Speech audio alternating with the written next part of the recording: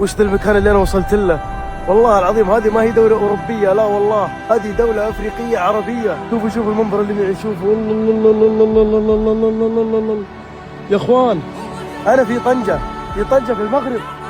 شوفوا الأجواء كيف، معقول الجمال هذا كله هنا موجود؟ ما شاء الله تبارك الله. الله يا الأجواء فعلا يا اخوان. هذه طنجة في المغرب، هذه مدينة من مدن المغرب. عليكم